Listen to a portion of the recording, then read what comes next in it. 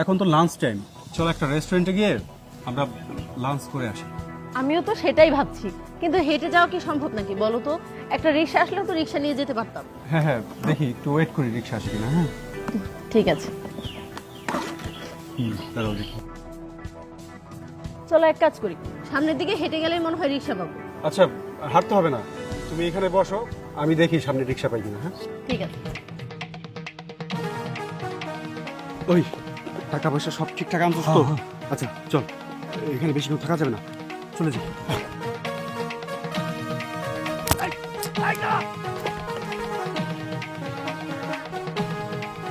ধাক্কা দিলি কেন?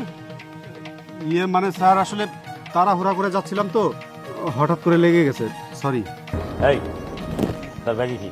স্যার, ব্যাগে তো তেমন কিছু না, আমার পার্সোনাল কাগজপত্র স্যার। পার্সোনাল কাগজপত্র? দে ব্যাগ দে, চেক করবো। না না স্যার, এই ব্যাগ দেখার কি আছে এটা? চুপ থাক, পুলিশের কাছে বাধা দিস। Bag they. স্যার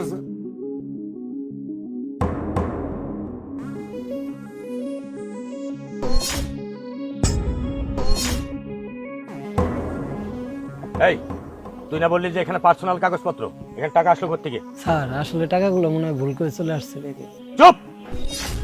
টাকা করে ভুল করে চলে আসছে? স্যার, আসলে হয়েছে কি, এই টাকাগুলো আমার এক বান্ধবীর, ও একটা স্মাগলার, ওই স্মাগলিং ব্যবসা করে।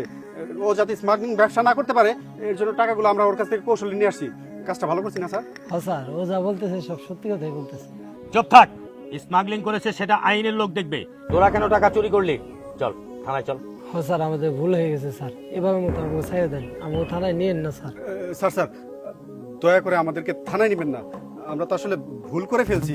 এখানে স্যার 5-7 লাখ টাকার মতো আছে, আপনি টাকাগুলো নিয়ে যান, তবু আমাদেরকে ছেড়ে দেন, আপনার অনেক উপকার হবে স্যার, আমাদেরকে আর বিপদের মুখে ফেলাইন না স্যার।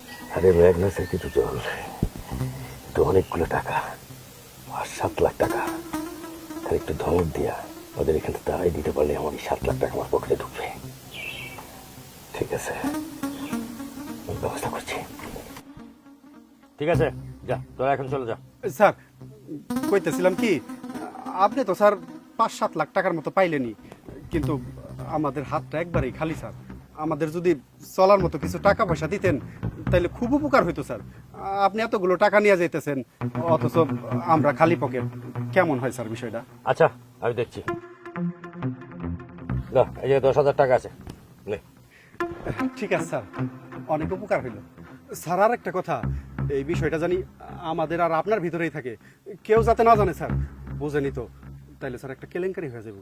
আচ্ছা ঠিক আছে, তোরা যা। আচ্ছা স্যার, আসসালামু আলাইকুম।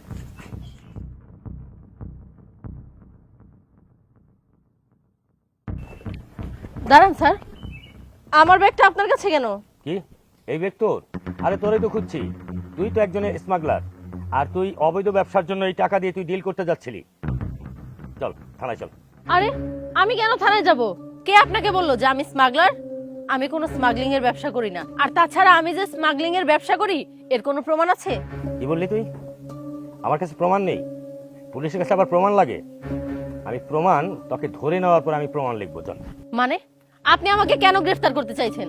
শুনুন, আমার নামে কোনো মামলা নেই, আর তাছাড়া আপনি যে ভুল ইনফরমেশনে আপনি আমাকে হয়রানি করছেন, এর জন্য যদি আমি আপনার উপর মহলে জানাই তাহলে কিন্তু আপনার চাকরিটা নাও থাকতে পারে। হ্যাঁ, ও তো ঠিকই বলছে, কারণ উপর মহলে যদি ও বলে দেয় তাহলে তো আমার চাকরিও চলে যাবে, তারপর আমার জেলে ভাবতে হবে।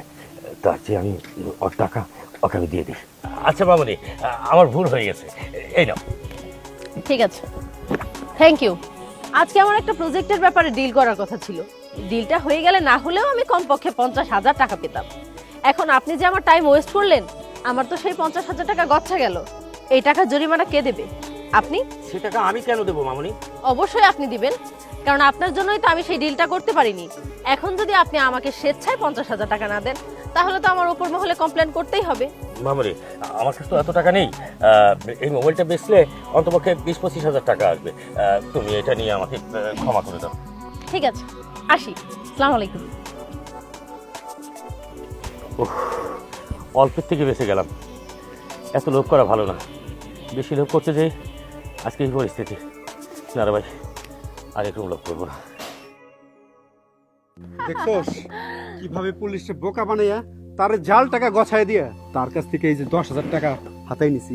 শুধু 10,000 টাকা? আমি যে ফোন আর এইগুলো নিয়ে আসলাম। বাহ, সেই আমাদের প্ল্যান সাকসেসফুল। আচ্ছা চল, এবার অন্য কাউকে ধরতে হবে। হ্যাঁ চল।